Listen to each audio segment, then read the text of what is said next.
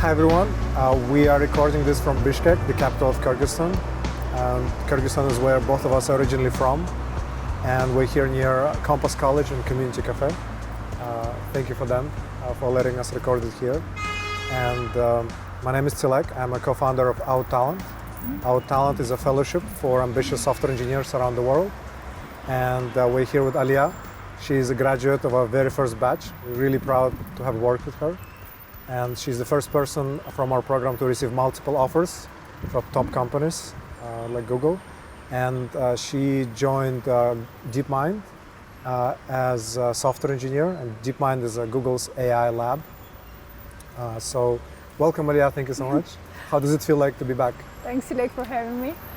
Yeah, actually it's like very different this time because like all this time I was going back to my home city, which is not the capital. And this time I decided to stay here, and it's like a very networking rich trip, I would say. And so far I'm liking it, yeah. Yes. I think a lot of people know what DeepMind is, but some people don't. Can you describe DeepMind in your own words? Sure. So basically DeepMind was a startup which specialized in developing artificial intelligence, general artificial intelligence. And since Google acquired it like 7 years ago, it became Google's AI lab for developing the same thing. And currently we are working on this direction, but with a little bit like scientific, I would say, approach. And there are like different departments in it, but like most of our staff are researchers. Okay, I see. And I know you work on a secret project, so you cannot tell us much about it. What can you tell about your work? And then maybe we could talk about some more an announced project that you have. Yeah, sure. So I'm a software engineer. So basically I'm not a researcher. Like when I usually say when I work at DeepMind, like people assume that I work on machine learning related things. I do basic software engineering, mostly web development. And what I do is that basically I build tools for researchers to work on artificial intelligence. So it may be like a tool that they are asking for, like to optimize their workflow, for example, or like a tool that they are needing to, I don't know, build a dashboard of their like experiments and stuff. And yeah, so basically I'm a general software engineer and I changed the project, but currently like I work mostly on web development. Great. And can you tell us about one of DeepMind's projects? Yeah, sure. Like the recent one, which like made a lot of noise outside, is of course AlphaFold, the second version, let's say. And it's basically, let's say, a very scientific project.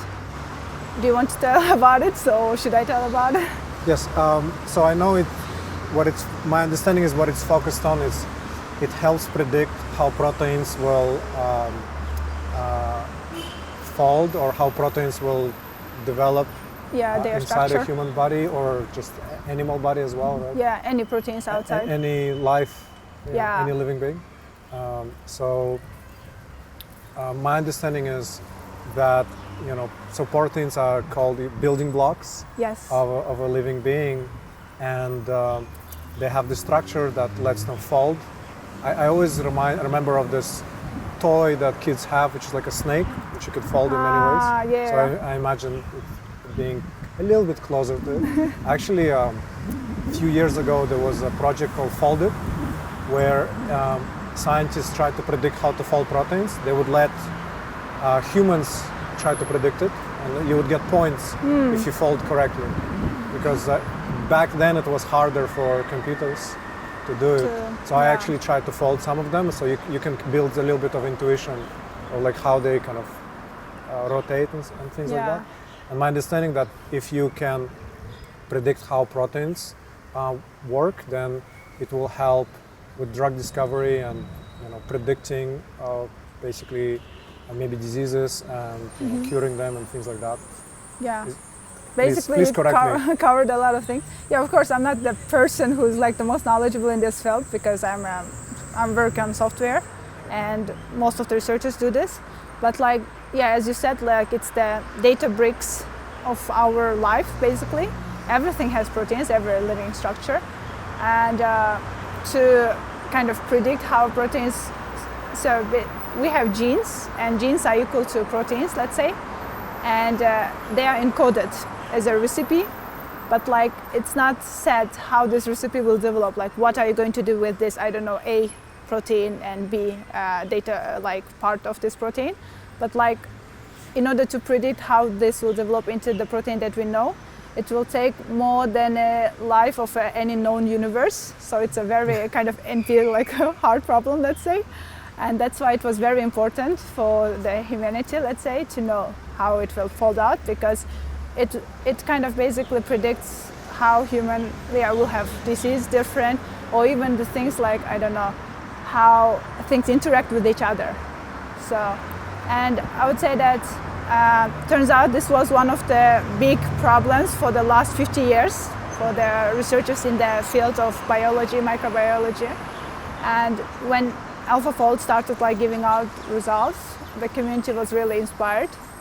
And what was interesting about that is that it has a pretty high accuracy comparative to the most accurate lab method of discovering how proteins will fold out. And that's why basically, let's say if previously researchers were like, I don't know, spending weeks, months, or even years on predicting how a specific protein will structure out, now it literally takes minutes, days, seconds. Like there were some cases when a person was working on some protein for 12 years, and then he used AlphaFold, and then it just like predicted in hours.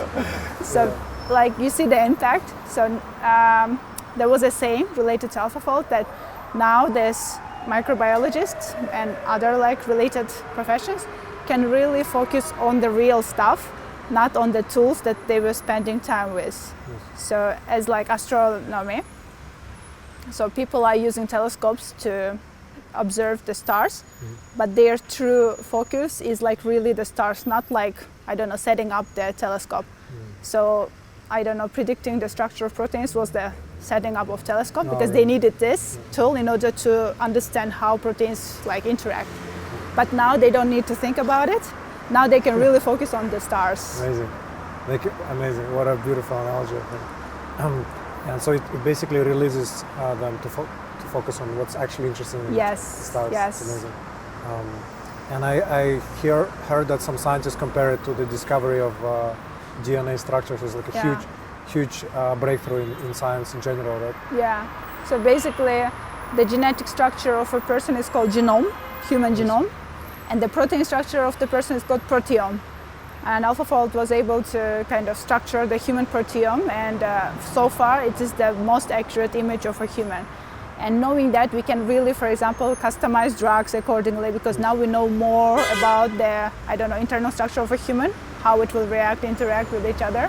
And now people, because drugs are also, let's say, based on proteins, and now they can kind of, I don't know, build the more suiting, let's say, drugs.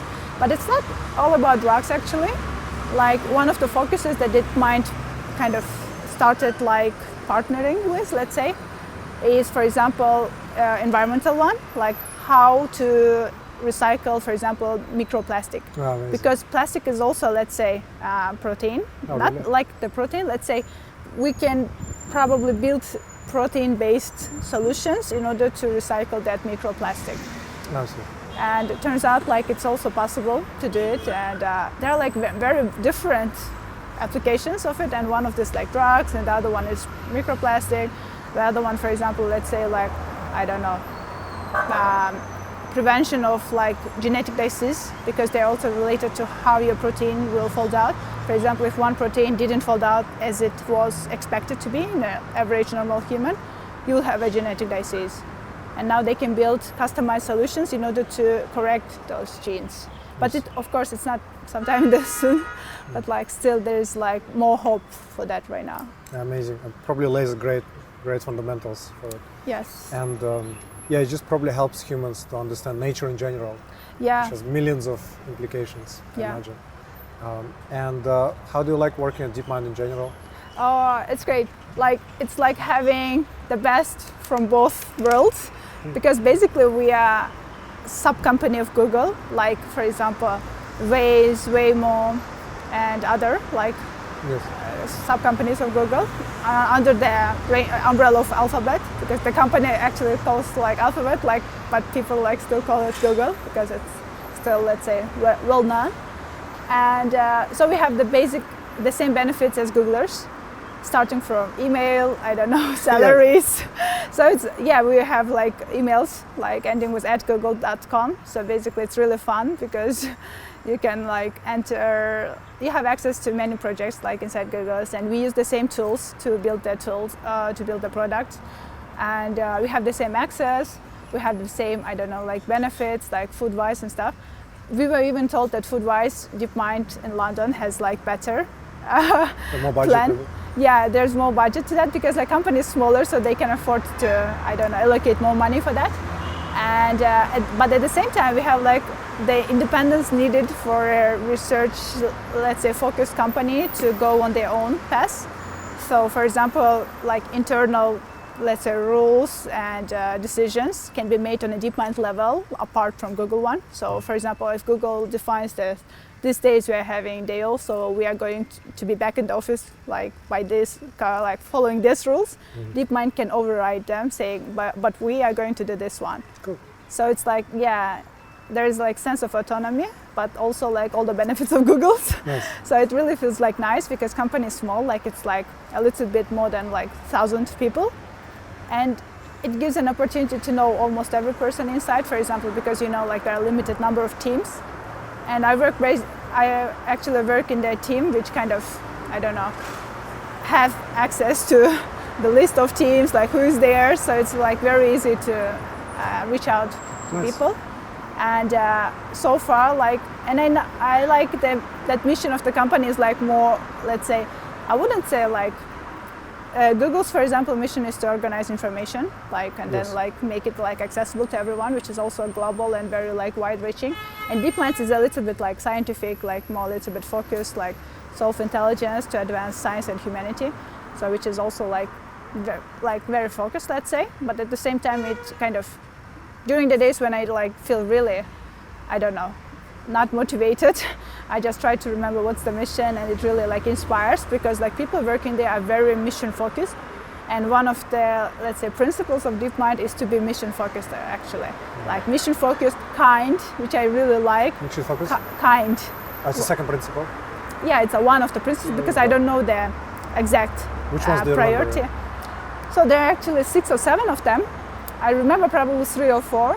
So it's like kind, mission focused, and like trying to give feedback because like it's one of the like basic building blocks. We have like special training which you have to pass during your first weeks, and the other one probably I can't remember. I shouldn't guess right now. That's okay. And you said you started to like feedback more after joining DeepMind. Yes. Because like previously, feedback for me was just like a part of your, I don't know, like career process, which you have to do. But I didn't really understand why it is important and how it can be really useful for people around you.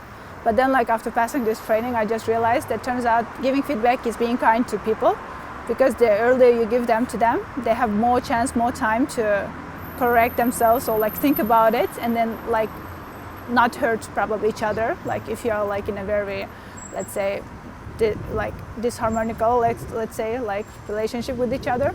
And also like feedback is about like being not like person focused, like it's not a personal thing. It's more like how a person does his or her work, and trying to like kind of reflect on this process rather than on the person.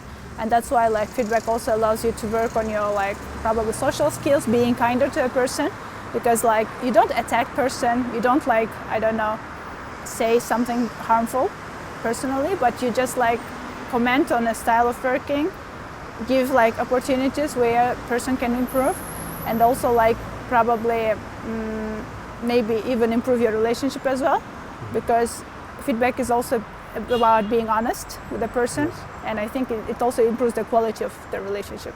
Yes, I think it's like a next level of honesty, because honesty, you don't have to give all the information. If I don't like something that you did, I can just not tell it to you. I think the word I like is like more into like integrity. Yeah. Just like acting in according to what's inside and talking in accordance Yeah. with it. And I think some people are afraid of giving feedback, and they would rather feel more comfortable. So in the short term, it's nicer, but in the long term, it doesn't really improve much the relationship and doesn't help the other person. Yeah. So can you give us any examples of surprising feedback that you got about yourself from your new colleagues? So basically the feedback that I received, or the About one you, yes. about me. So yeah, of course, like I joined DeepMind during this post-COVID, let's say, times when... When did you join? Actually, like 10 months ago, like a little bit more than 10 months. Imagine. Imagine, time flies. So basically, yeah, I joined 10 months ago, and it was still this answer. It's been like half a year, let's say, like since COVID has started. So people were not sure when we are going back to office. And most of my time I worked remotely. And I would say that it really impacted my performance. And my manager kind of noticed this, but like he gave me more time to adjust, to, I don't know, start like acting accordingly. But like probably it was a little bit too much time because like when he kind of delivered the feedback that I need to kind of, I don't know, speed up myself and like show a little bit more progress now that I'm, I don't know, X months after joining date. I was a little bit surprised because to me it was like as if I'm going as intended, considering I don't know, the impact of, I don't know, remote work, because I'm really bad at being disciplined by myself. I get like inspired by people around me. Yes. That's why I force myself to go to cafeteria places, like when people sit down and like work, because they inspire me. Yes. I myself, like if I would probably like survive in a world alone, I wouldn't survive because I need someone to be inspired by. Yes. And that's why like it was a little bit a kind of struggle for me to work remotely.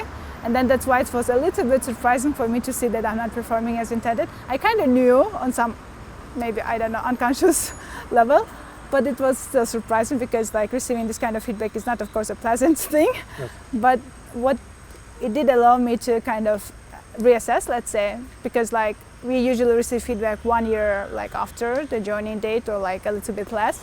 And then your salary kind of changes accordingly, your level of your like work changes accordingly, your, I don't know, opportunities to join other projects also is impacted by that. And that's why it kind of allowed me to have some buffer time to show what I've done during 1 year. It's not 1 year yet, I have 2 more months. And that's why I have like more time to improve. And just like recently, like a couple of days ago, I received another feedback from my manager saying that he is kind of a little bit I don't know, impressed by my like progress lately. Yes. Congrats. Yeah, because like he was able to show that I can perform like up to the level and even higher than he was expected. And it kind of like made me feel like really good because like he just like told me like feedback, I don't know, like X months ago, like a couple of months ago, and it struck me. But then like since he kind of gave it in a very kind way, understanding, and then even at the end provided solutions what I can do in order to, I don't know, improve it.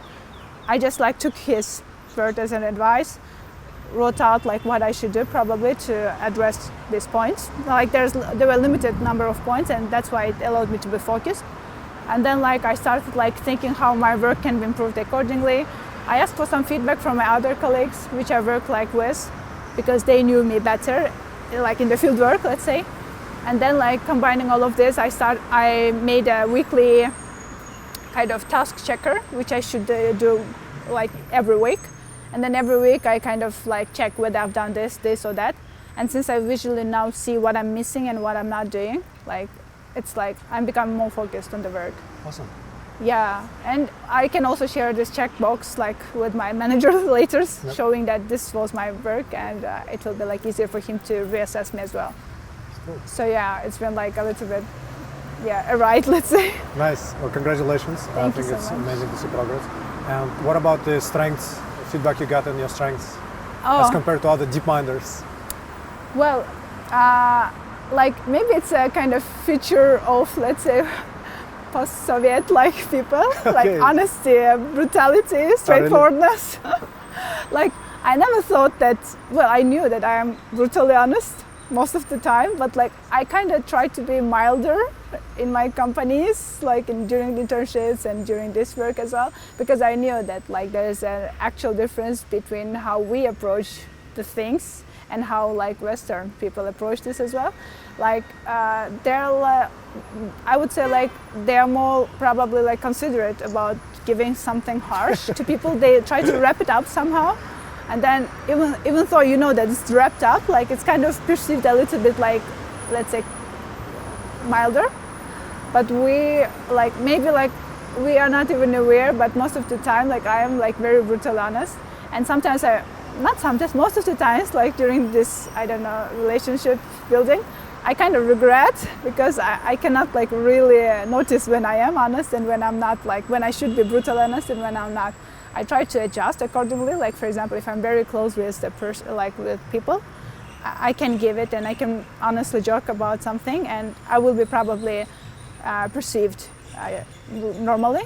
But like if I don't know a person, like I try to keep it really, I don't know, like a little bit like normal, let's say, how the normal social interaction should be done.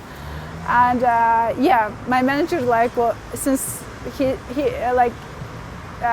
liked that I can be honest about our relationship, like how we, for example, meet every week or every other like week, and then how I think about the process, like how I feel, what I don't like, and what I would be like more, I don't know, willing to do.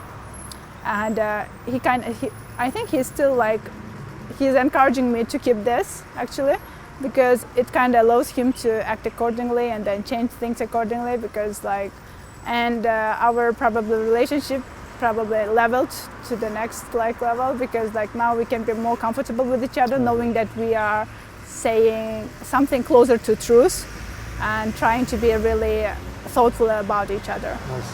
Yeah, so this was one of the strengths, and the other one was that probably I'm adapting quite well.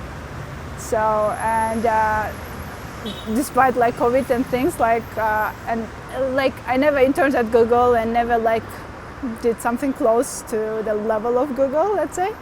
And when I joined, like I don't know, the scale of the work, the scale of like software engineering process amazed me so much that like it took me a lot more time to just understand what's happening. So like I would ask so many questions, so sometimes I would be so silent because like I wouldn't really understand what's going around, and probably they kind of understand that, and they said like it took me some time to adapt, but once I adapted it was very easy to do the job, like yeah.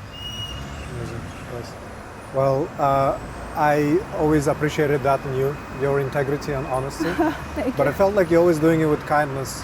I mean, to me and to other people, when you talk about somebody you didn't like that much, you still like, I feel like you empathize with the other person. So I feel like this, when these two are together, it's good when you have kindness and honesty, and I feel like it goes really well with DeepMind values. Yeah. And I think it's very cool when you find a value and mission aligned group of people, which is what the company is. It is, yeah. Like, thank you for the feedback. Yes, always happy to give feedback. I actually love giving feedback now, and any difficult feedback, I think I learned how to wrap it up. I think usually, if the most difficult feedback I give, I say like a lot of good things about the person, genuinely, and then you really want to mean well, like you want the person to improve. So if you say if you show that you remember the good things, because I think sometimes don't remember the good things about the person, like the strengths, but if you show you know a lot of the strength, it's like I have it in mind, but you know, here's the fact, and I focus on like how I feel and like how I felt. It's my subjective opinion instead of the person. Yeah, I think it makes things easier. It lands usually really well, I think. So yeah, feedback is a big thing. So now I wanted to kind of go back in time a little bit to Kyrgyzstan and talk a little bit about how everything started, because I think you have had a very special childhood. So can you tell us a bit about your childhood? Sure. Growing up in a remote part of Kyrgyzstan from here. Yeah, it is actually. It's like the southern part of Kyrgyzstan. Yeah. So we have like more or less like defined large cities, which are just like 2 or 3 of them, my capital and my city. But before like living in that city, I grew up in a like smaller city which is called Özgun. And we stayed with my grandmom because I was born, let's say, like in those times when Soviet Union collapsed, and then of course like as many young people back in those age, my parents like found themselves in a struggling situation of not finding a job, and then they decided to migrate to Russia for several years in order to earn some money to buy a house. And as many did back in those days, they just left us with my grandmother. By us, I mean my and my little brother.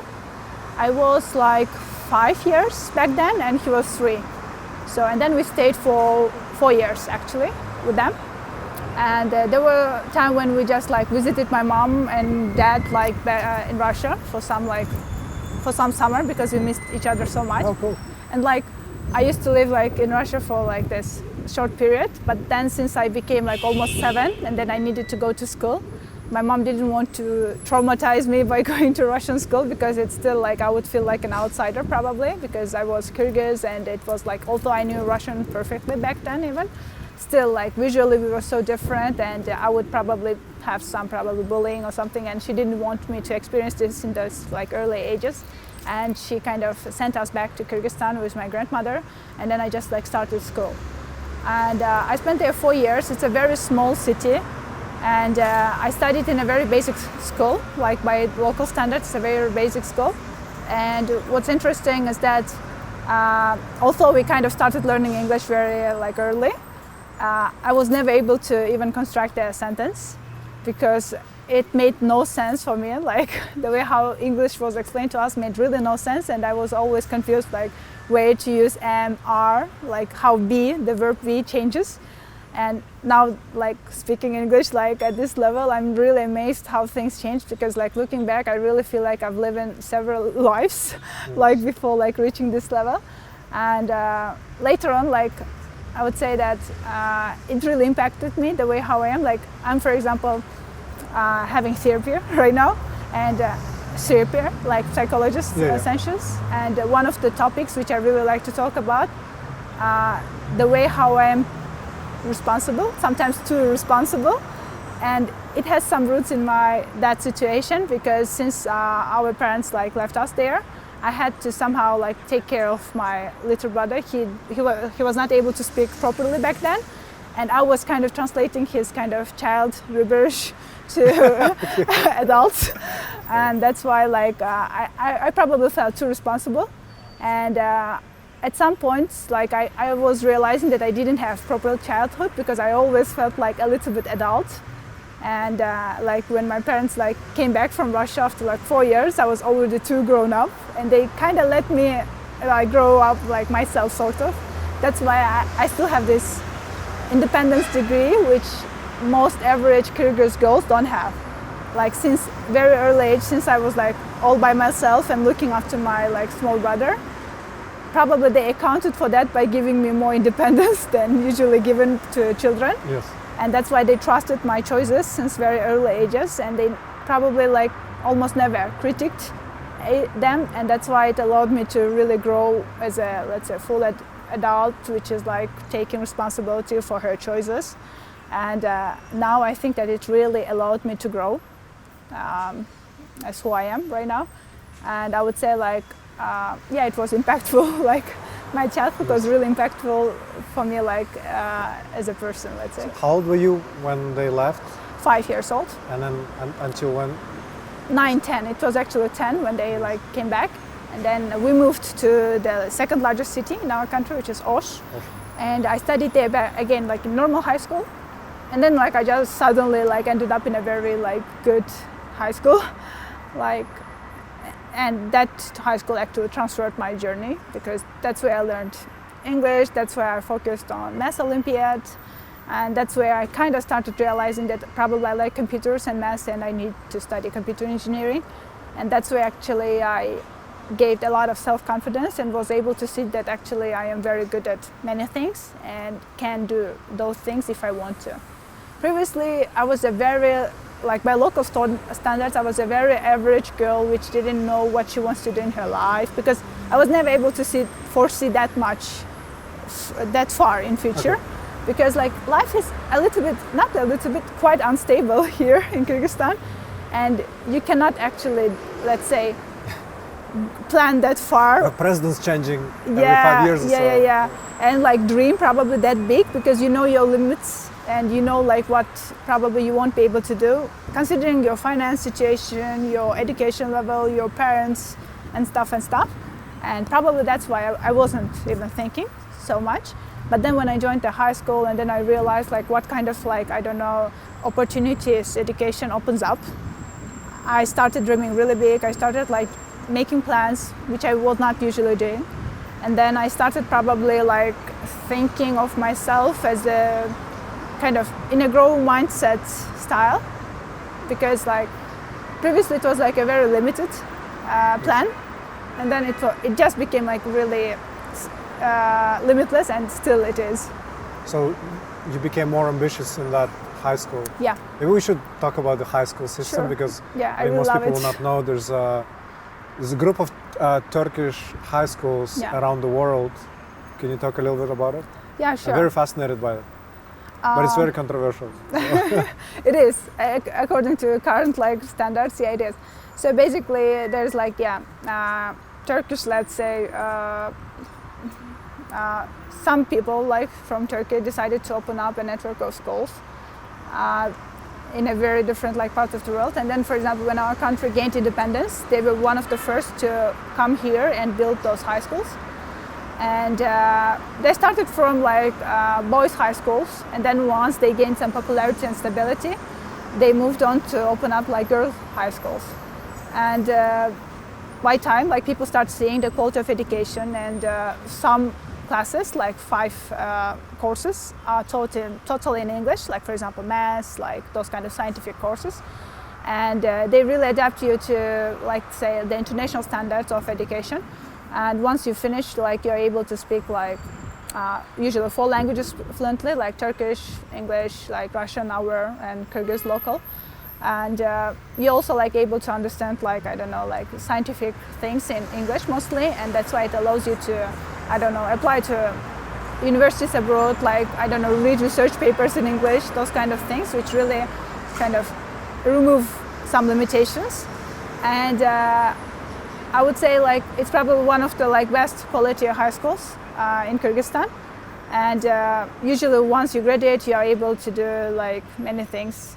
And yeah, that's why I say it was the most transformative probably step in my life, because it really formulated how I'm going to live the other part of my life. Yes, I think so. I studied, you know, career success in tech from Central Asia. Mm-hmm. In Kyrgyzstan, around half of the people are from these Turkish high schools. Yeah. And then the other half are statistical anomalies. They all like have weird stories. But this one is like a most stable path to produce success. I mean, not everyone, you know, succeeds in terms of like getting into like big companies or other big universities later. But it's interesting, and it's controversial because one of the founders, maybe the main founders, is linked to like a government coup against Erdogan. Yeah. I think Erdogan is trying to kind of punish them. Yeah, it is. So yeah, that's why I think it's controversial. Yeah. But in terms of like the educational impact, I think it had a tremendous impact on Kyrgyzstan and other countries. So yes, and Aliya is one of the graduates. So I think it's interesting to mention it for the international audience. All right, and was it expensive to study there? Well, it was expensive.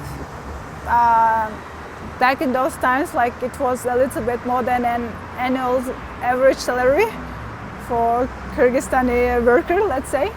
So the annual like education fee was a little bit more than annual average salary of a usual Kyrgyzstani worker.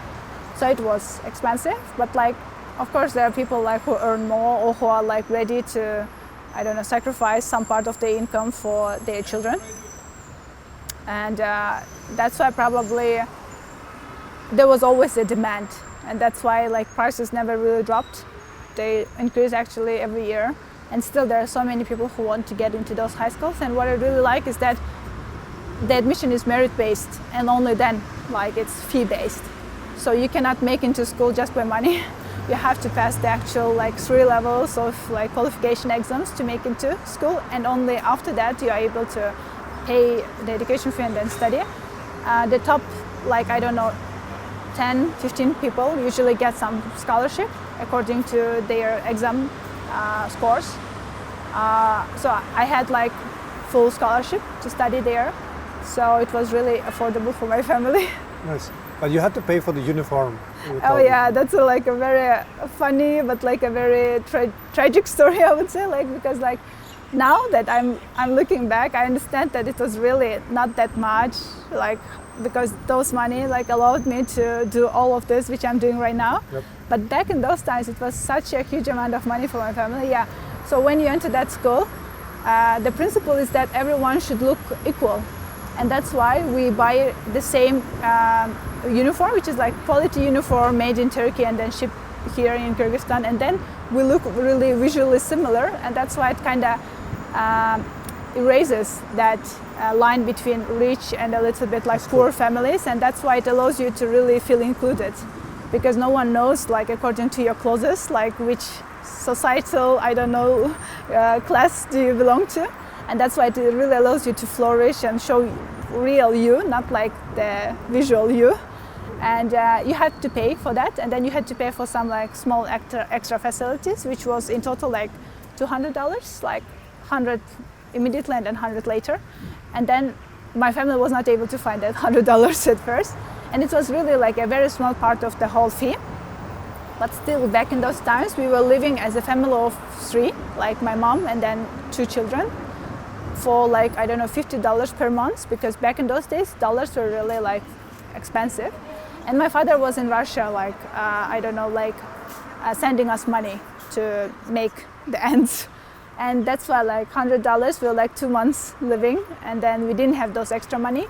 And then my mom had to ask some relatives, actually many relatives, and then she ended up like borrowing some money again from my grandmother, who grew up like who was taking care of me. The one who's a scientist?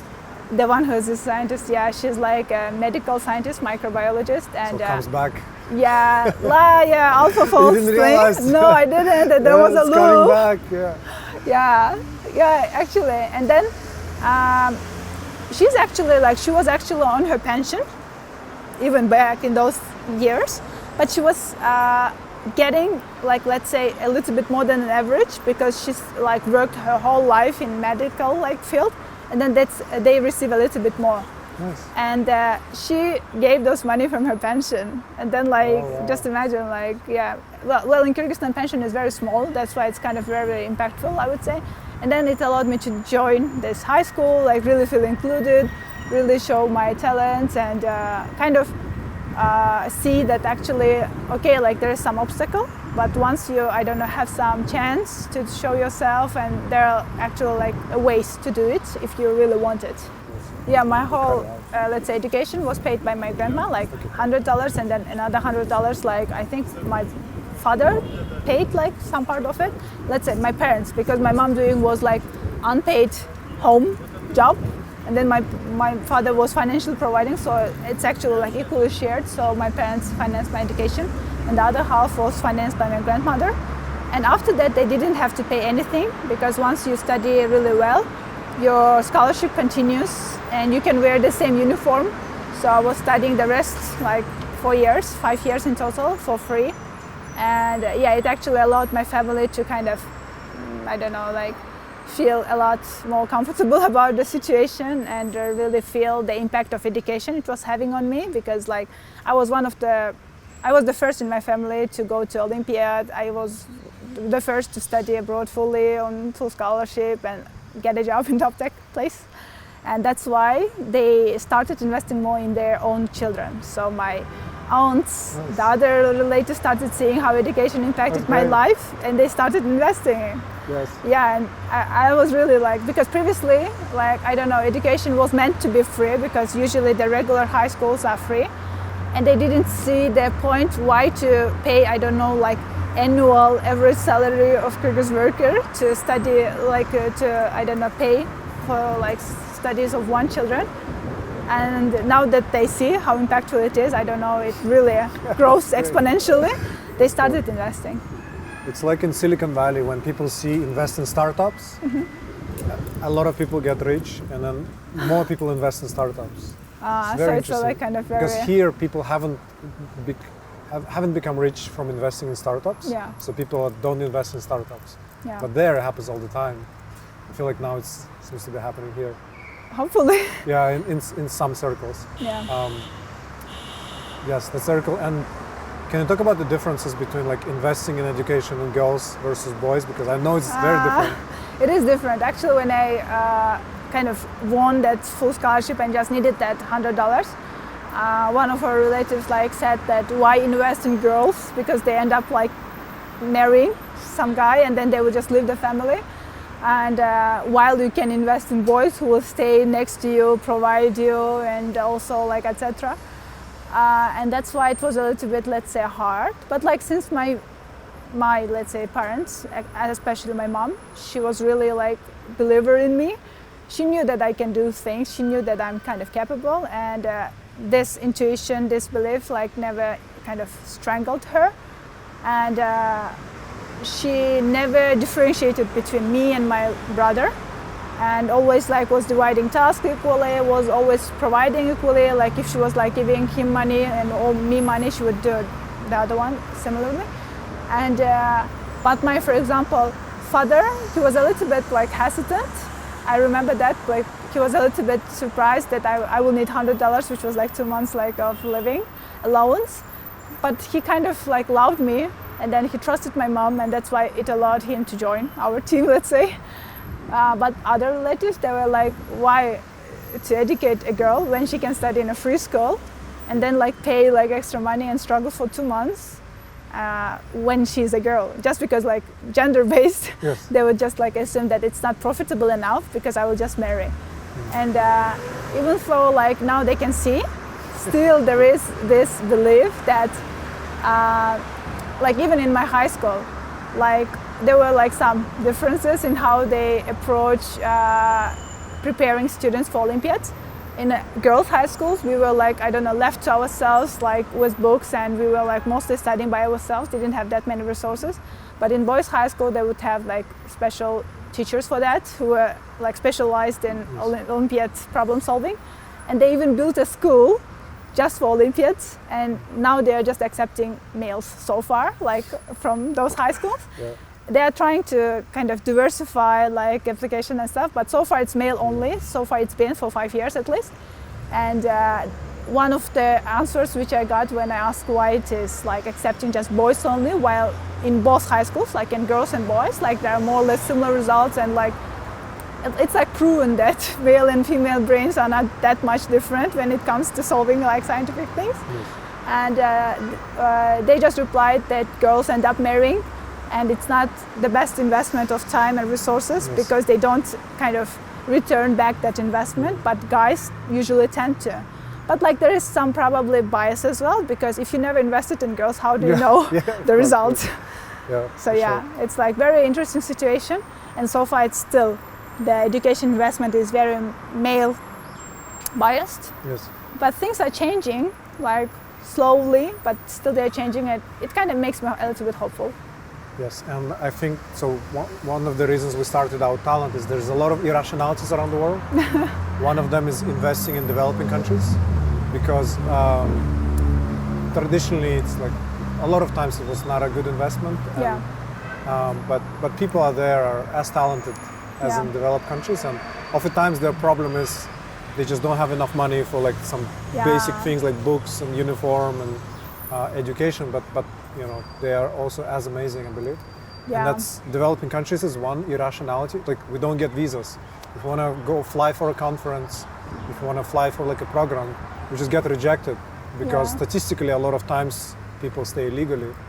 So that's one irrationality, and gender is another irrationality. So we started a women-focused program for junior female developers. Yeah, I heard because it. we know they're incredible, but they have all of these irrationalities around them. And for us, it's great business because we know they are amazing and they do great. So it leaves an opportunity for a business, I believe, if some society makes some mistakes. But yeah, that's how I see this. I was very happy to hear that you've opened not one batch, like several batches, like of women-only focus. Like yes, we had. So we started Outtalent with like 50-50 because it was just an experiment. Yeah. And then we realized that a lot of senior engineers a lot of companies want senior engineers. Yeah. And if you look at senior engineers in the region we started with, which is a Russian-speaking area, Yeah. like 98, or I don't know, 95% of, probably more like 98% of them are men, Yeah. for many reasons. So we realized that there's a huge opportunity around junior female developers. So we created new batches, and now we have more female developers than male developers, which is funny, but it, I think, creates a more healthier environment in general. Yeah, you are making cool. up for the rest of the world. Yeah, we're moving fast, and I think it's going to be great because, you know, if the rest of the world will have this irrationalities, Still, you know, it's on them. it's a lot. But yeah, that's where I think capitalism could help. We are kind of trying to kind of bridge it using this, you know, business approach instead of like a non-profit approach, because I think it's a huge opportunity for business as well. Yeah. Which is what a lot of people don't believe. Cool. And so Olympiads played a big role, right, in growing up. So I want to make sure we kind of notice it again. When I did a study on like people who succeeded, a lot of them did Olympiads in high school in developing countries, and that's what helped them, you know, build confidence and have like, you know, some more instant gratification and from studies. Can you talk a little bit about the Olympiads in high school? Yes. So basically, we have Olympiads in different like subjects, and science subjects are a little bit special. Those are like 5 science subjects. It's like math, chemistry, biology, physics, and computer science. And they have like world level Olympiads, while others don't. Like, for example, English language, I don't know, like Kyrgyz language, history. And most, like, I don't know, more or less like capable and interested students always aim at, I don't know, making into science subjects, because they also have world level Olympiads. And you can join any like subjects based on your performance and based on your interests. And after some qualification levels, like, you make up a team which studies for that Olympiad. And in my high school, the one which was Turkish one, we have a, let's say, a very standardized process. Once you enter that high school, you know, like, what are your options, how can you make it, and it's very transparent. The process is very transparent, and you always know that you can join. And once you study, they kind of make a real focus on that your efforts are of more value than your talents. So you can have a talent to solve, I don't know, math problems, but if you don't develop it, or if you're not hardworking enough, someone more hardworking will probably like outmake you, let's say. And that's why they were really like telling that us from the very start, that your talents actually don't matter that much after some time, and you should be hardworking. Hardworking like will make you like further in life. And let's say the local level Olympiads, they start from the 9th high school, which is like, let's say, in international format, it's probably junior, like secondary. Yeah, secondary high school, like 9th grade and stuff. And in junior level, and then in senior level high school, you have like Republican level, so like country level Olympiads. And then like if you make it, you can make it to the World Olympiad after some like state country level qualification exam.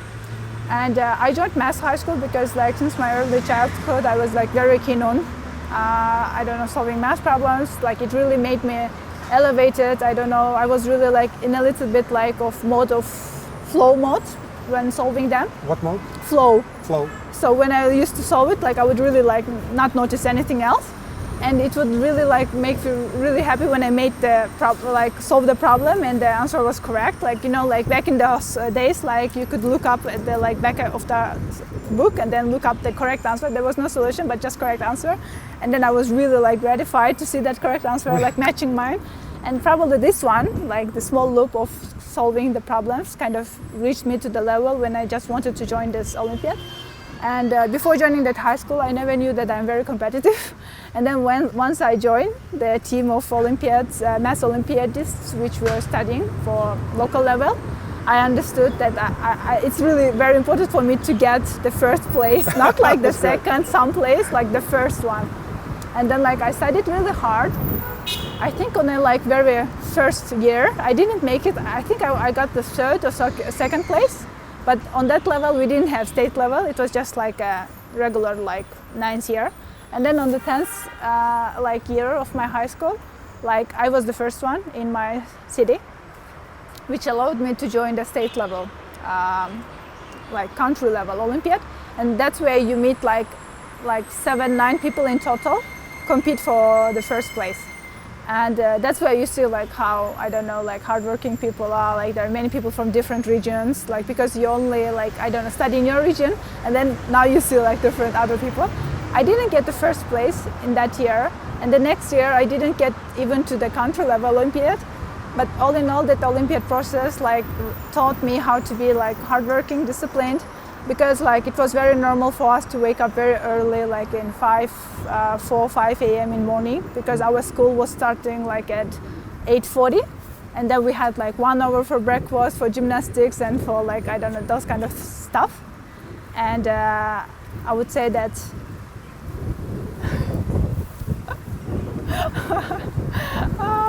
okay. That was really yeah. So I would say that it taught me how to be disciplined, because I knew my end goal, but I never knew like how to reach it. But like Olympiad like taught me to break it into sub-tasks and do it regularly. So I would like wake up at like 4-5 a.m.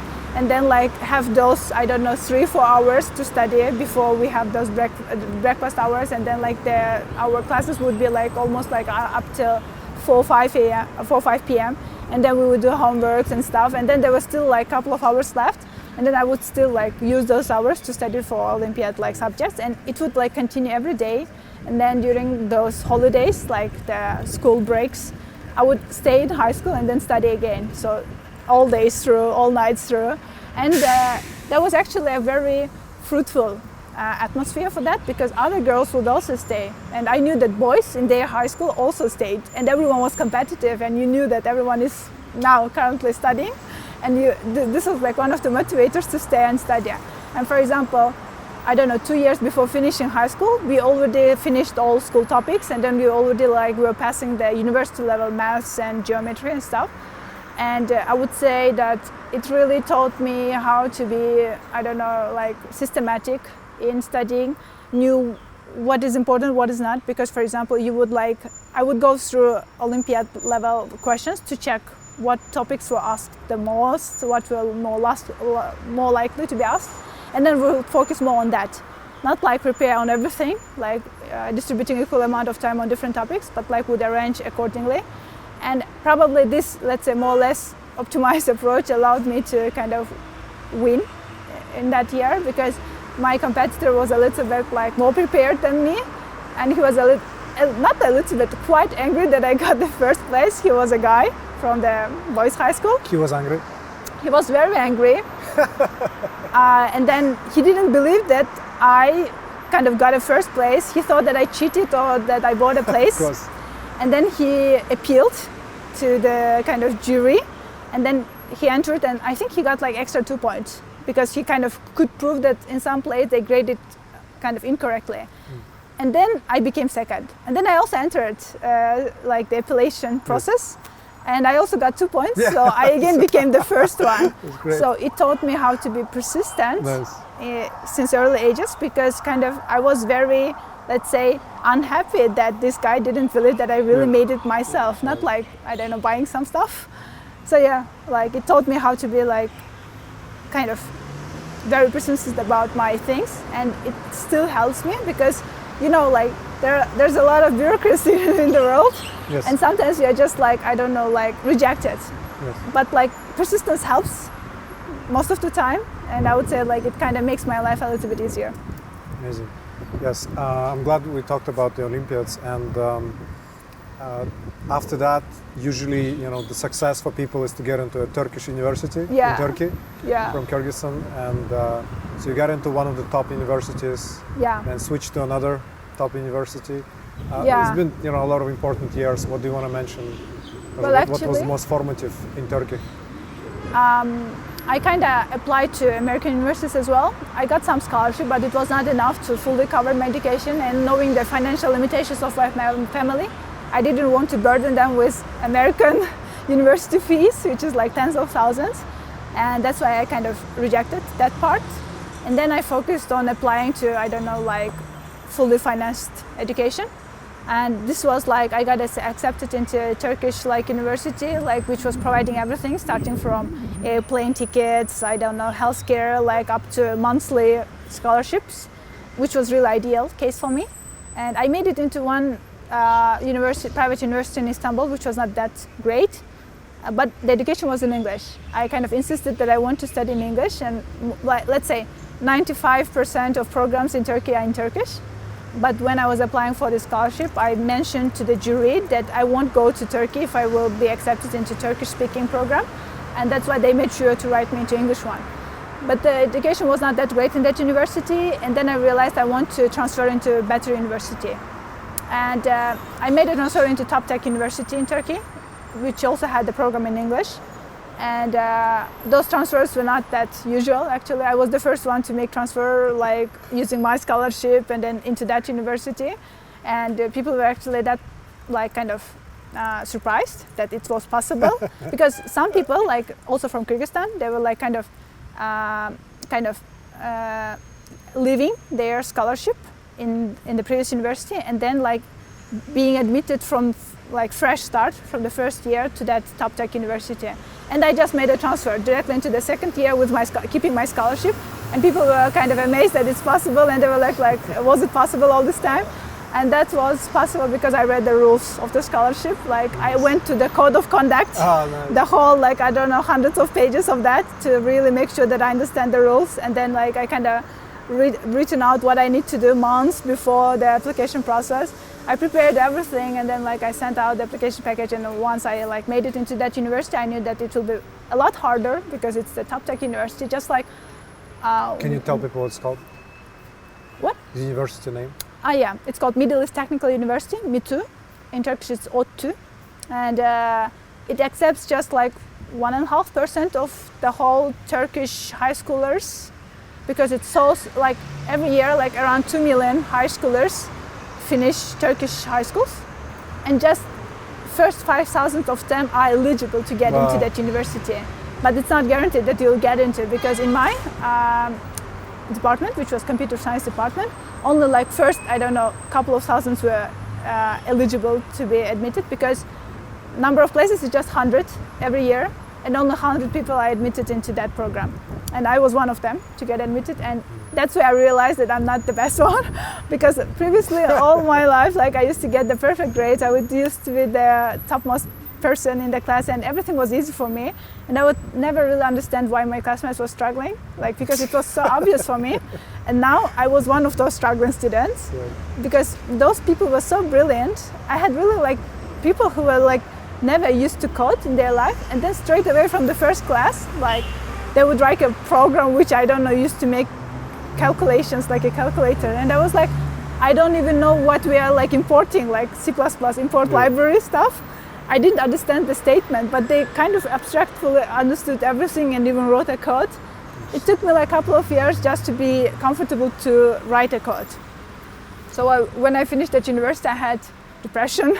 I had like very questionable kind of understandings of myself, like, I don't know, let's say what I can do, what I cannot do. And I was really thinking about dropping not dropping the university because it was important for me to finish it, but like requalifying for another like major and not being computer scientist anymore. Like, and then probably I was thinking that I'm not that capable.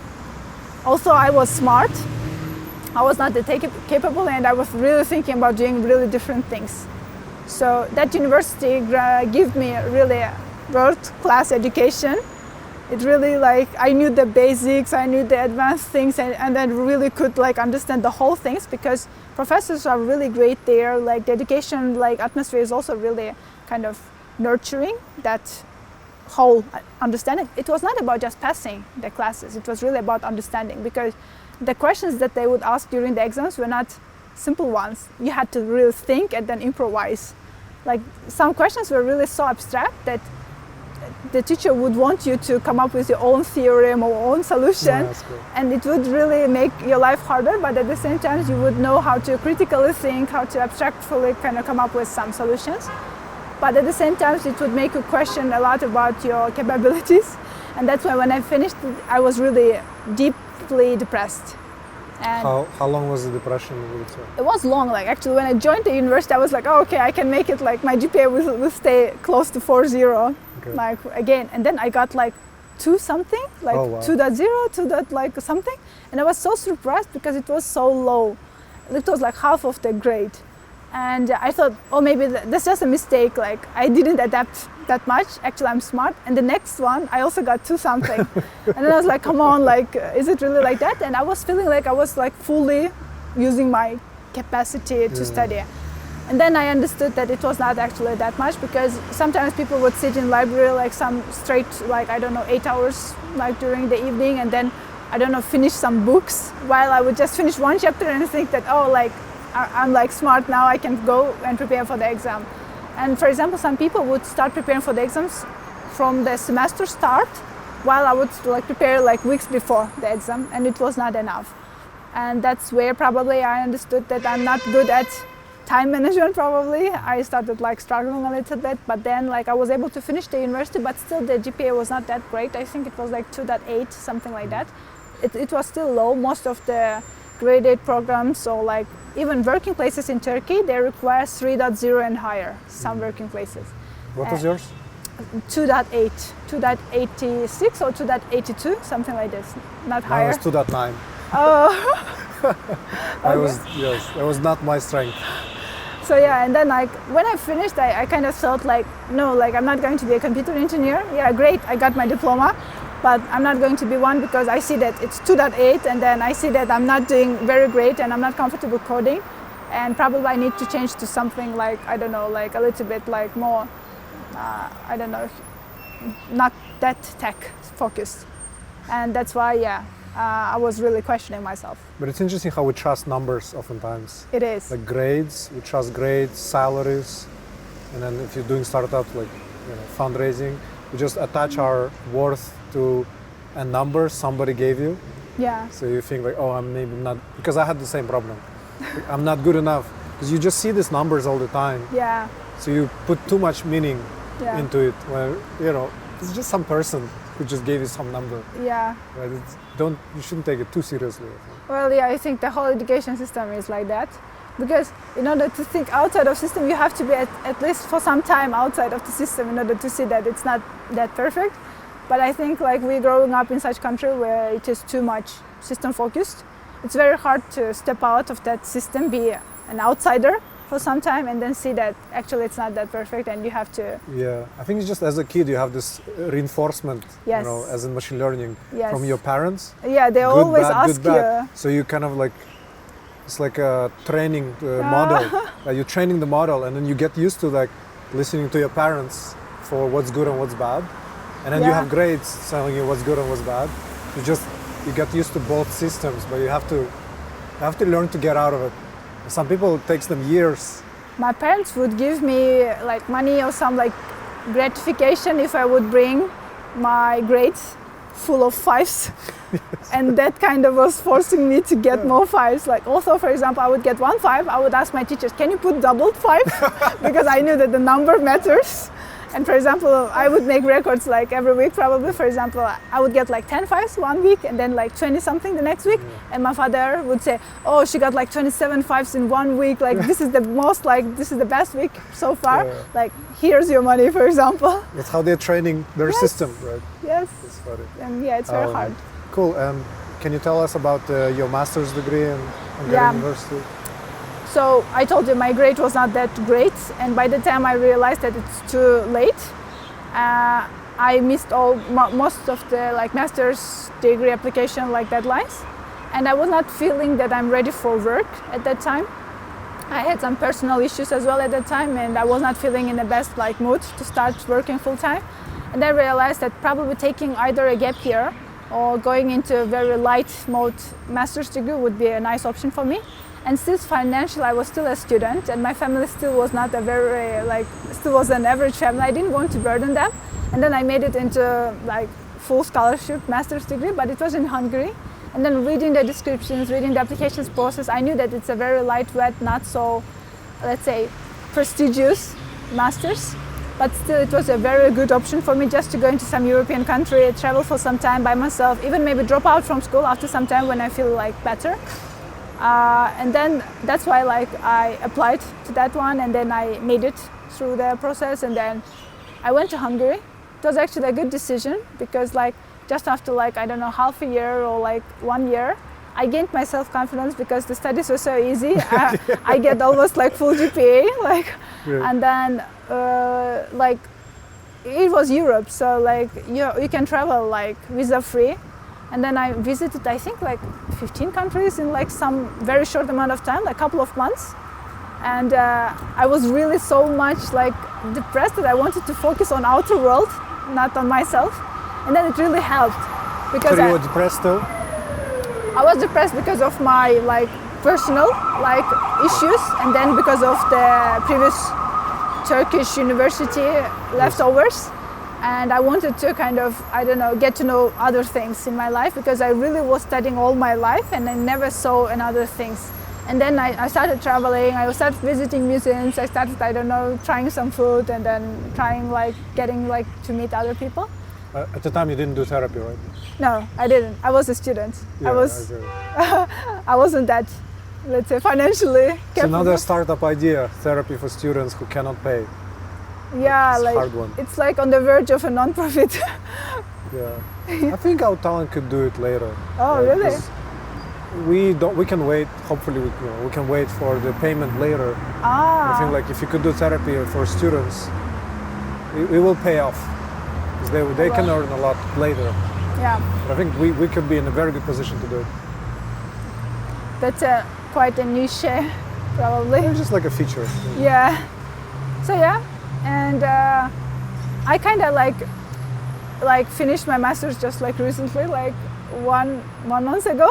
So it took me 4 years to finish my master's, like two times longer. I think the funny part is that when I was starting this degree, like after first 1 year, 2 year, I was the top most performing student in my class, like, and then I was the last student to finish the degree. Yeah, but I know why, right? It had a lot of bureaucracy. It was a lot of bureaucracy, and it was mostly because of this subject prerequisites. Once I failed one, I didn't actually fail. I just like didn't wake up for one lap, and then it kind of entailed all these consequences. But still, yeah.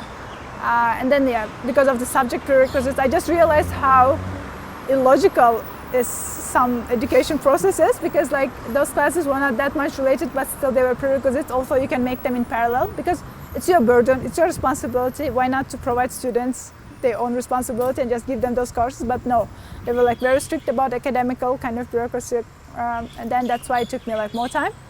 And then like I actually started enjoying like during the last year all this master's thing, because I was student at the same time and then like working full time as well.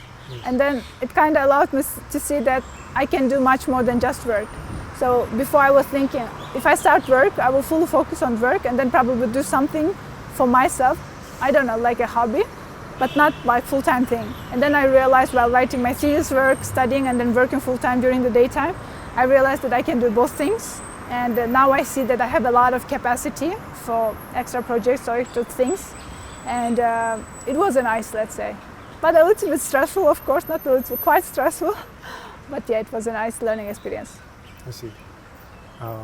And let me talk about how we met. Why did you apply to Outtalent? Yes. You're already super smart. You know, you were very ambitious when I met you already. So can you tell people why you decided to? Yeah, I was following you on Facebook for years. So once I joined this Turkish university, people abroad mostly use Facebook. So yeah, I got one since high school, but never used it. And then I started using it. And then like I saw that you were working at Google, like in tech, and then like I was really inspired by your profile, let's say. Thank you. But you didn't know back then because yeah. And then I think I was reading your posts quite regularly. You were like appearing in my timeline quite often. And then when I was studying, so like many years after, like I was studying in Hungary, and then I was thinking once I graduate, like I want to be in a place where I really feel I was doing something important. I was doing, I don't know, something global, like let's say, and then I was getting paid accordingly, because like all my life financial struggles were quite a limitation to apply. For example, I could make it to American university if not for the education fees. So I thought that it's a kind of a little bit like illogical thing to think about money as an obstacle. And I wanted to remove that obstacle from my life. And that's why I was aiming to be kind of, to get a job in a top tech company so that I was getting paid accordingly, doing some important work, and then growing myself kind of as an individual, as a programmist. And when you posted a job about Outtalent, it was like early form of Outtalent that you were like building a startup. Yeah, it was not called that. Yes. It was just a Google forms, like yes. training about applying for jobs at companies like yes. Google. And I really felt like that it's one of the opportunities, because even though I was already lead coding back at that time, I knew the process, I knew how to make CVs, I knew everything like about the process, but I was not disciplined again. And then I needed to be kind of forced into some deadline and some process. And I thought that it's a nice opportunity, of course, like to get the job, but for a second, like I wanted to meet other people as well, like similarly minded and then similarly ambitious. And that's why, yeah, I applied, and I was really happy that you kind of accepted me, because also in your requirements it was written that you are like just accepting people from Kyrgyzstan or like Central Asia area. Yes, yes. I was abroad, and then kind of you said, well, we are playing just like Central Asians so far, but we kind of can make an exception. So I was really happy that I was that exception, because after that it also transformed my life. And yeah. There was a time zone difference, and yeah, we focused on people who need to move, or we want to help them move.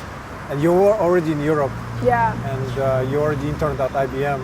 Yeah. So we thought it was just too amazing person to not work with. So yeah, it was a clear choice actually. Thanks. Since then we make exceptions, because we thought, we could be very rigid with the rules, but then whenever an amazing person comes along, we make an exception. That's good. Also, like always have some degree of flexibility. I think rules. That's our rule is to have exceptions. It's a nice rule to follow. Yeah. Yeah, it's after you. And could you talk about your? By the way, we basically classified people, like the reasons they used to join Outtalent. And some people actually have a very good discipline. They're going really well, and they have other reasons to join Outtalent, like great mentors and get more offers, and because they can study for a long time, but it could be too long. So they need to know when to stop. Is it 3 months, 6 months, 1 year, 2 years? How much to know and where to go, even though they have amazing discipline. Yeah. We have people who like woke up at like 5 a.m. every day. Oh, like Saturday, Sunday. I knew. Yeah. Saturday, Sunday, any day. So they had different reasons, but there is a group of people who, it helps them to build up the habits. So we kind of want in this 3 months or 6 months, like several months, to kind of build this habit and keep the habit for the career, for the later in the career. And some people mention being surrounded by these ambitious people, motivated people, because that's what you had in high school when you did Olympiads, right? And I think it's just a good maybe principle in your career. Just surround yourself with people like that. Yeah. You'll get to a good place somewhere. Yeah, actually, like when I was interning and studying in Hungary, Budapest is a nice city, especially for a student. It's very like chill, relaxed, but this was like the exact reason why I wanted to move somewhere else, because it was too chill, relaxed for a professional life. And I kind of knew that I need something to like be inspired and motivated by, because people surrounding me in that city, they were already happy by the process they made, and they had some plans to either stay or return back to their home country. So my colleagues, for example, they were like, okay, and I wanted something bigger, and I didn't probably have enough people who wanted to do the thing. There were some of my friends who were also preparing with me, like for these coding interviews, but it was not enough. And then once I joined Outtalent, it became like really this disciplined process, and so many people, and every day during this weekly stand-ups, I would see how many things people would do in a week, and I would question like, oh my God, like these people are really like so good. And then that's why they also were motivating me, and it was like kind of a perpetuous loop.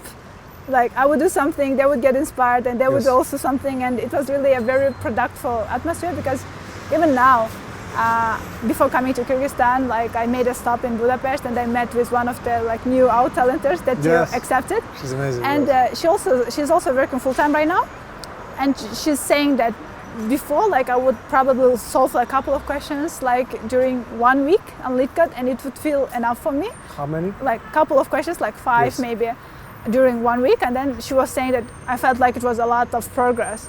And now, being in Outtalent, she says I like solve like 5-7 questions a day. And she said like it's a lot, and I don't understand how I'm making this, because before that I never found this much of energy, and now I kind of relate to what you were mentioning when you were saying to me about Outtalent. Because I would tell to her, like we would meet during our coffee chats before when I was Outtalenter or when I graduated Outtalent. She was very interested, and I would tell her, yes, I know this is a kind of program or process that you can make it yourself as well, like I don't know, after some years. But if you can, for example, speed up that process, or if you can surround yourself with people and they can really motivate you, why not to do it? And then she was like still hesitant, because she was like, I can code, I can make it, and I'm still in Europe, and it's like easy for me. Yes, I would say, yeah, I agree. But like, you should at least try, or you should see. And now once she joined, she said, okay, now I can relate to what you were talking about. Yeah, I just talked to her on the phone yesterday or 2 days ago. Oh. She seems very happy with Outtalent. So Cool. that's great. And several people, you recommended Outtalent to multiple people. Yeah. Which is a huge honor, and it motivates me to work super hard, even for people you recommended. Thank you. Because you put your reputation behind it. So I think she's doing really well. And that's one thing we learned is, people around you motivate you. Also, if some people slack off, one thing people have is excuses, and victim mentality. And then that's one of the first things we kind of like try to remove, because they say, oh, I had work, so I didn't do this because I had a lot of work. That excuse that never flies. So I think a lot of times we just try to create this culture of ownership and responsibility, and like no excuses. I remember one time, I think like we were the first batch, and like there was 1 week probably when almost everyone slacked off. And then you kind of commented very harsh, saying that, guys, like you are working on something, like you put some goal, and then 1 week passed and there's not much progress. Like it's not about me, like it's about you. And everyone was like so impressed, so like disillusioned by their progress, that the next week the results were so amazing. And I think like in our batch everyone was working full time, right? Like I was doing internship full time, like other like girls and guys also were working full time. Some of them having families and babies, and still everyone was making real progress. And the next week the progress was really obvious, and we kind of laughed. Like turns out we just like got used to this soft approach of Tilek, and once he became a little bit harsh, we just realized where we are and what we are doing, and now we know. And I like to be nice and soft. Yeah. But I learned at Outtalent, I learned to give these tough talks. I now love it, doing it. I had given one yesterday as well. Sometimes it's needed. It's like tough love. We're collecting a lot of stories at Outtalent. Like, one of the graduates, we're gonna do a podcast with him soon. He broke his back, right? He injured his back, and then he kept preparing while lying down or standing from up. bed. I know, like we would do a mock interview with him, and he was in bed. He was in bed, right? Yeah, he was in bed. Many people do, like whenever they go on vacation, they say they have no internet. Yeah. We say, well, there's paper, pen and paper. So now a lot of people do it on paper. I remember there was one girl from like our or the next batch.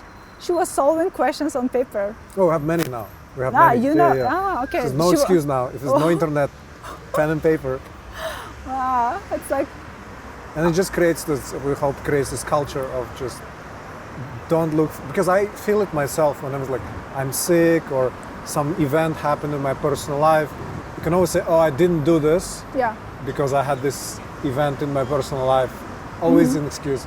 But I think even for myself, I want to create this culture just like, there's no excuse. I remember I would rather that. do something despite instead of not doing something because. there was a kind of a step in our process when you had to refer us to different companies. Yes. And then I think I made up a list of companies I want to get into. And then you were slacking off like the referral process.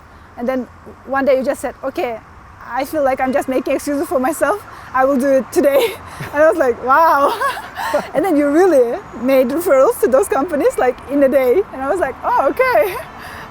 Yeah, I have had more procrastination tendencies. I don't know why, but I think some people do have procrastination tendencies. But I'm really learning how to deal with them better. And yes, I think referral now it's not a problem. I learned. Yeah, but it was really like interesting to see that you were really open, like saying, yeah, I'm just making excuses for myself. Like, I can make it today. And I was like, wow. Yeah, it forces me to do better and like being on time for meetings, not rescheduling. Naturally for me, I like to be more relaxed with time, but it forces me to also kind of to get better. Yeah, I remember you kind of put some time restriction for us. Everyone was on time. Yes. Because there was a punishment, I think, I don't know, solving. You had some strict. Yeah. This is the most strict period really? where Okay. if you're late 3 times, you're out of the program. Yeah. But if I'm late, then you get a bonus. Everyone gets like a bonus of like being late. And then during that period, I was also on time. Yeah, I think I almost don't remember that you were late. Like maybe once or twice only, like during the whole process. Yeah, it's not normal for me. Because we were wishing, like we will join on time and we were wishing like maybe Tilek is late today because he will get a bonus. Yeah. But I think you were not. I think that's one thing what I love about starting a company. You multiply your strengths and weaknesses. If you're strong, you can kind of multiply it and kind of inspire others. If you have weakness, it's gonna also, increase.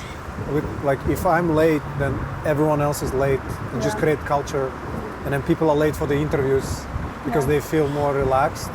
And I realized like I have to get better if I want to help other people get better. It's kind of, for me, it's a big motivator. Great. And so, can you summarize your interview process? I know it's been, it's a been long emotional journey. Yeah, roller coaster. Yeah. Well, I applied to like a little bit to more than over like 100 positions. I got like 70 plus something rejections. That's full-time or internship or both? It was full-time, by the way. So yes, like just want to tell people. First, you applied for internships with us, and you got a job at Bloomberg first. Yeah.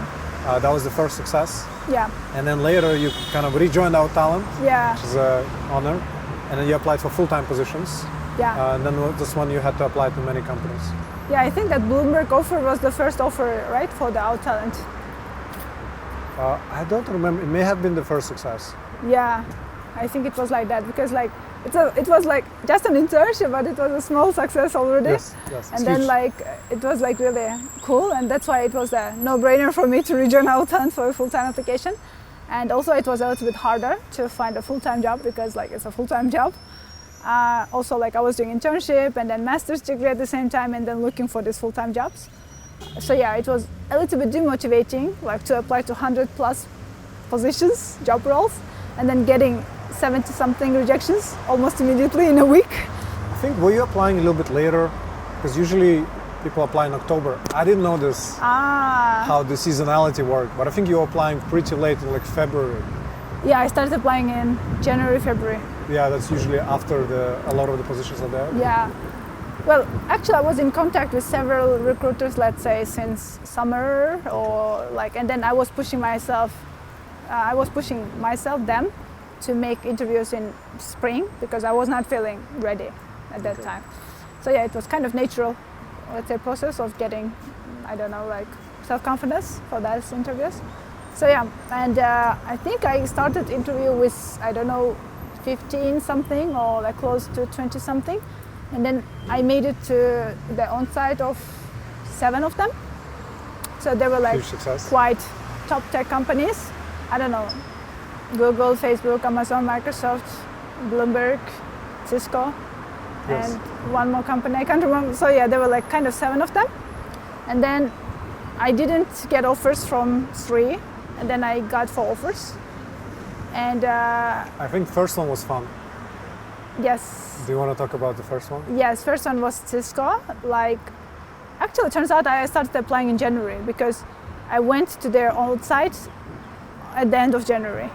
So I was like interning at Bloomberg in Frankfurt, and then I had to wake up at 4 a.m. in order to fly to Oslo because the on-site was pre-COVID, so it was really fun times to travel to on-sites back in those days. And then I traveled to Oslo, and then I had an interview straight away that day at 9-10 a.m. So I woke up at 4 a.m., had a flight, which was like 2-hour long flight, and then like made it to interview from 10 a.m. until 4, and it was like 4-5 levels of interviews, and it went really well. They showed me like around, and I really liked this peaceful atmosphere in Oslo. It was cold, January, but it was so peaceful. And then I think they bought me a ticket directly that day at 6 p.m. and I had to be really fast to, like, they even canceled one of the interviews, extra interviews, because I wouldn't make to my flight because they bought it in that time, and they were like so kind of, I surprised as well themselves because they were like, oh, you're like having flight at 6 p.m. then we have to cancel one extra interview we were planning to have because you won't make to your flight. And I said, okay. And then like while I was like taking train back to the airport, they called me. Like, on the train? Yes, I was like on my train to airport. There's a direct train to airport. It's really so nice, you know, like the airport is located, I don't know, like in the next city from Oslo, but the trains are so nice that you just take them and there's a whole this, I don't know, nature, like it's so peaceful, and then like you just like go directly into the airport, which is like a very glassy whole building, which is classy one. I think like the Scandinavian style really kind of speaks to me, let's say. And so yeah, and then they called me to say that they are like they were happy to, I don't know, interview me and stuff, and they're ready to make me an offer. And it was like within 2 hours. Yes, amazing. Yes. Well, we haven't broken that record Really? ever since. No, Oh. that was crazy. We actually counted minutes, I think. Minutes? I was like, with you, we counted minutes. It was like yeah. 1 hour, 58 minutes or something. Yeah, something. I asked you to check the call time. Yes. So that we can break the record maybe at some point.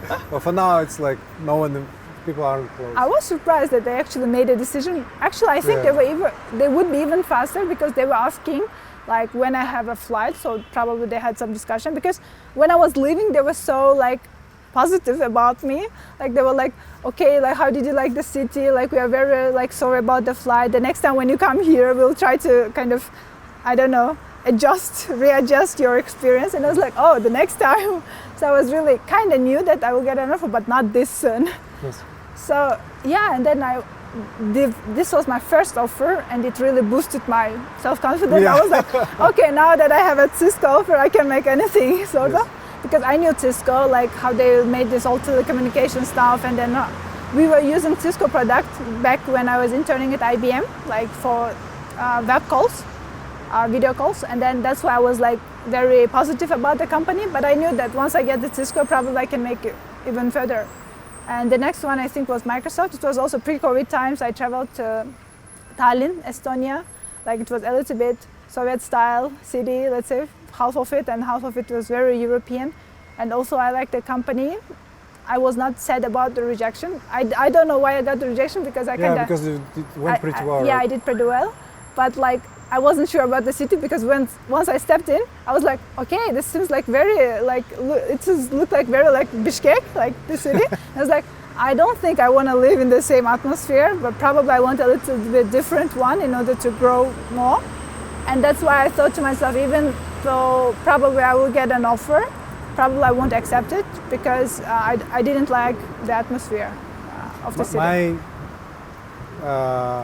hypothesis is like when you really love and is inspired by the company, Yeah. you do a lot better in the interview. And when you're not, your brain just like doesn't work the same way. So you send a lot of signals, like subconscious signals to the interviewers that you're not going to be happy at this company. So, and it will reflect in many ways at the interviews. You know? Yeah, I think So I heard when you told me about how you feel about Microsoft Outtalent, I was like, I don't know what happened exactly maybe, but they just felt it. It's like, it's probably not the person who's going to be happy here. Yeah, I think I heard this hypothesis for the first time after DeepMind interview, that I had really a nice experience, and then you said, I think once you kind of really like the company, like you really show it. Because like I was behaving in a way I wouldn't expect from myself, like far better. And I was like, how my brain remembers all of this, like, and tells this straight away during this stressful interview environment. Like I was like directly saying answers even without like kind of realizing. And I was like, oh my God, like am I that kind of good?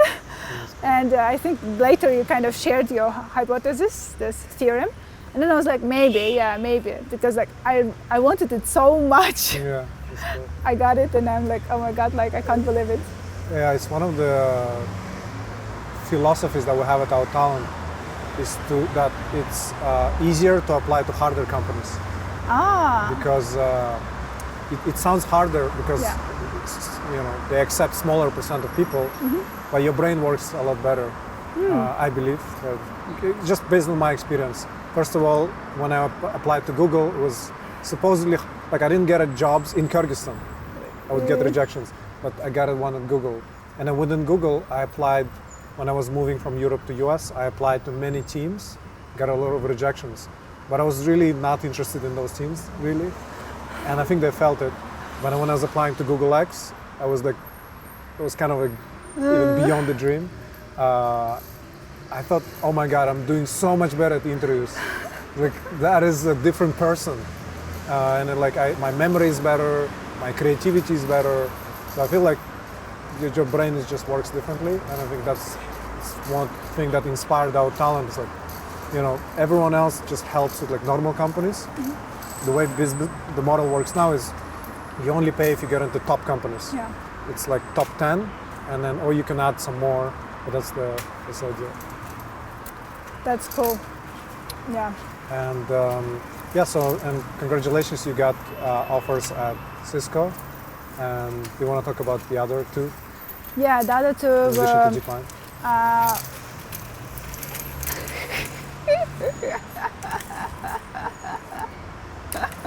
Let's not cut this off. It's too good. This is too good. All right. So, the other two companies were Facebook and Bloomberg. I was interning at Bloomberg for half a year, and like before starting, I had some kind of questions whether I really should go there. Also, I made it through interviews, and the interviews were really hard. And I think they just opened the internship process, the internship kind of experience. And I was the second intern they ever got, because the first one was another guy from Switzerland and Lebanon, and I was the second one. And they were like, you are the second intern in our office ever, and we're kind of very happy to see you. And I was like, that's too much of responsibility, too much of expectations, and I cannot go there. And I remember I called you when I was in Kyrgyzstan, just before 1-2 weeks before the flight to Frankfurt. I already signed the contract and everything, and I was like, I think I cannot make it. Like it's too much. Like they sent out the project plan, and it was like so many technologies I never used, so many like different like terminology, complex one, and I thought like I never made servers, clients myself, and I cannot do this project. But then we had a talk, and then we said, okay, like this is the least thing that you can do. Like there's no like worse things to happen anyway, but there is a probability that a better thing can happen if you can perform good. And that really caught me, that like brain was so afraid, but it was not rational enough to understand that statistically speaking it was correct. Like this is the worst thing that happened. Like I will not even travel to like Frankfurt. I will stay in my place where I am right now, but like there's a possibility, there's a range that the better things can happen. And that's why, like since you rationally kind of explained to me, I was like, okay, like let's try it, because emotionally I was not feeling that I'm good. Yes. And then like when I went there, I was still hesitant, but then like after seeing 1 month, 2 months that I'm kind of doing the work, and I was like, oh my God, like I can do it. Like, and then I was receiving like salary, like for the first time as almost the full-timer. Like, first time full-time, yes. It wasn't a full-time, but it was a full-time internship, and then they were paying accordingly. And it was a lot of money for me back then, because like all my life I was a student, and now I'm getting European almost full-time salary, and then they also made a sign-on bonus for me, and they paid for everything, for relocation. And I was like, they know how to treat their employers. Like, and I know, okay, like if Bloomberg is treating me like that, like what happens with top tech companies then? And then it kind of motivated me to go even further. And then when I finished my interview, actually, they were so happy with my performance that they invited me to 2 offices, Frankfurt, where I was interning, and London. And the London salary and project availability was a lot better. But I liked Frankfurt office a lot. It was like a family-like atmosphere. But still, like I was applying to some companies like Facebook, Google, and I was feeling that this is my probably true calling in there rather than in Bloomberg. Bloomberg was a nice kind of place, and then it was a financial company, and it has some really nice benefits. But I was feeling like it was lacking the motivation which I was looking for in a job place. Like I was really looking for global something mission, and then looking for projects where I would feel like I'm really useful, making some real thing, change probably. And in Bloomberg I felt like it was a nice job, nice paid job, good atmosphere, nice people, very kind of qualified, but still the mission was not aligned with my values, and that's why like I decided to not get into. And they made me 2 offers. But you like that they do a lot of social, what do you call? They have a lot of charity projects. Yes, I really like this. I never knew that Bloomberg as a company was so charity oriented.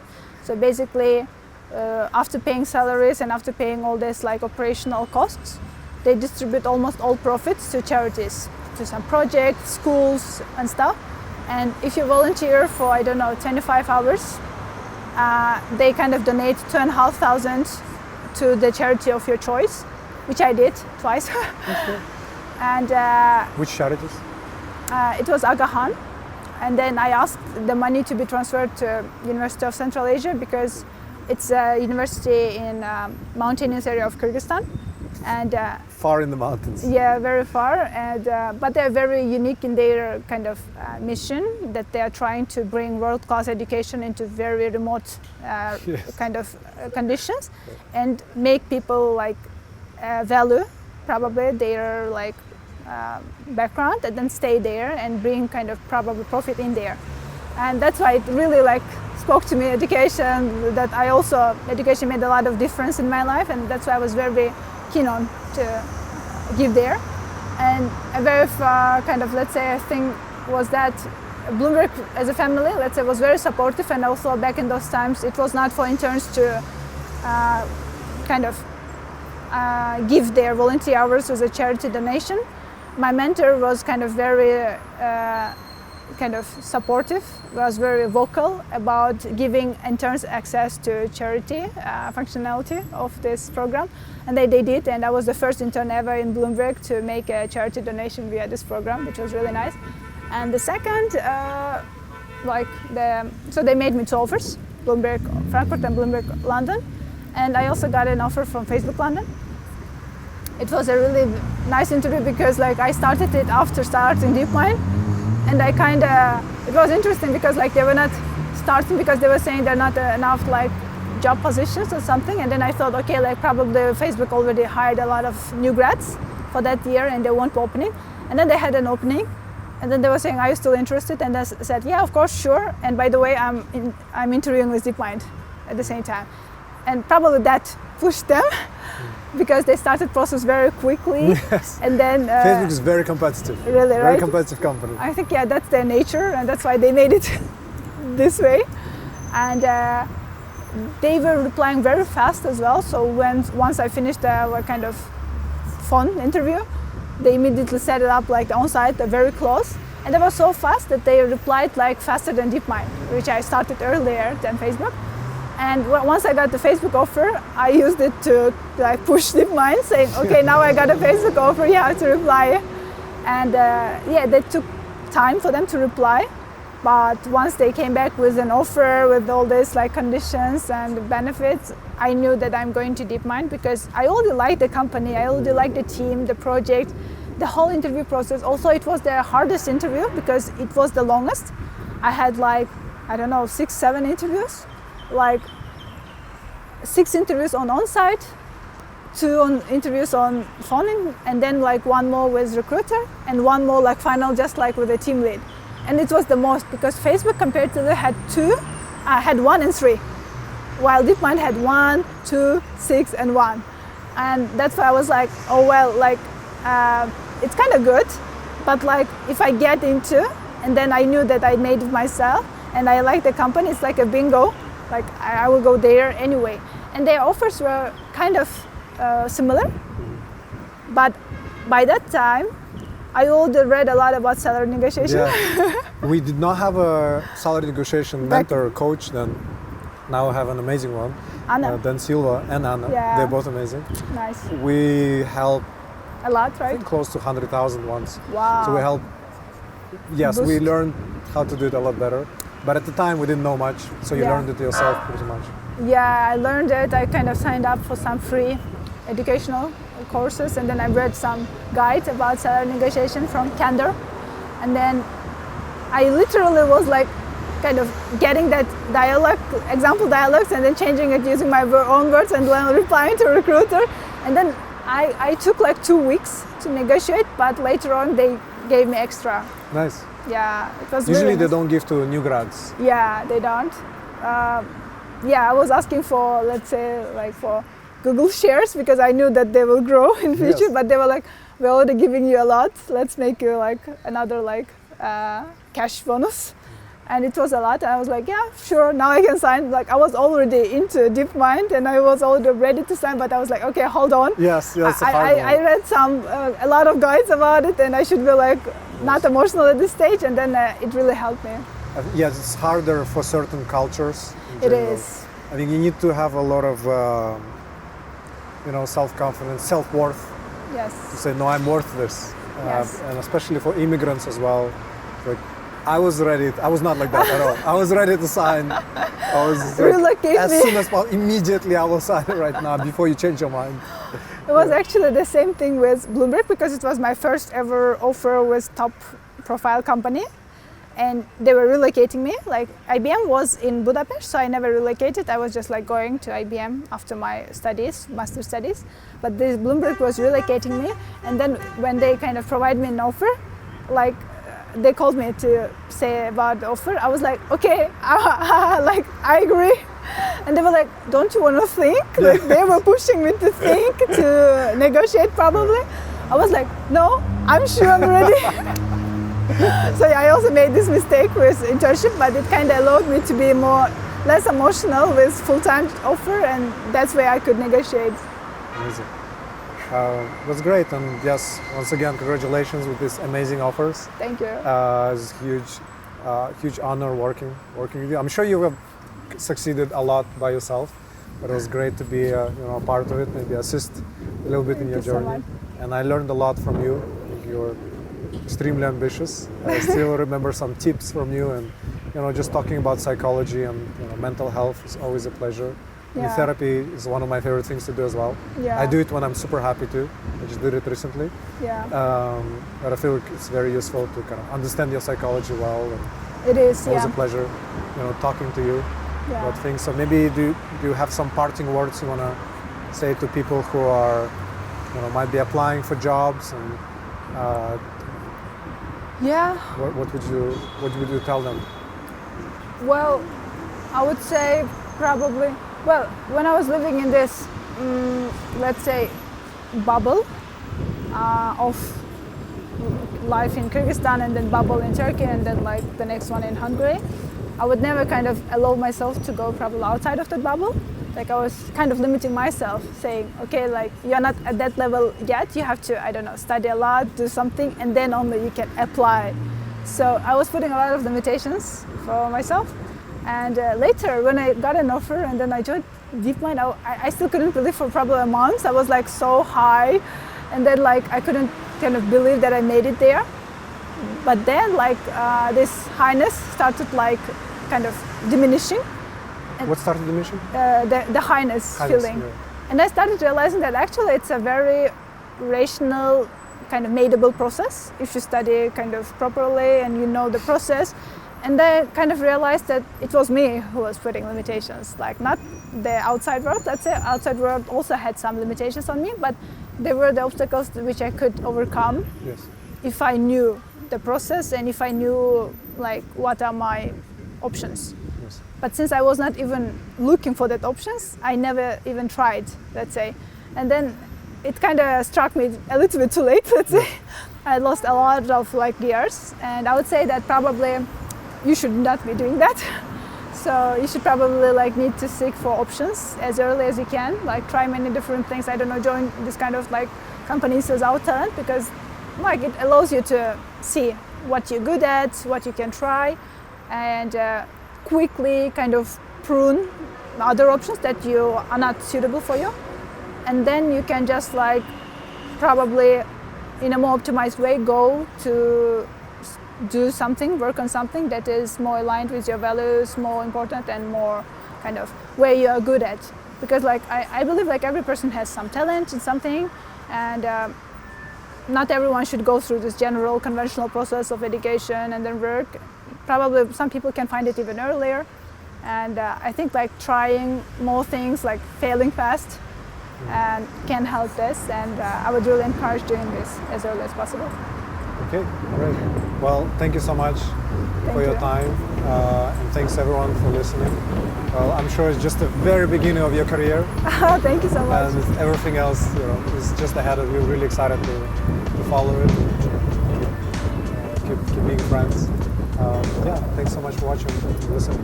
Bye everyone. Bye bye.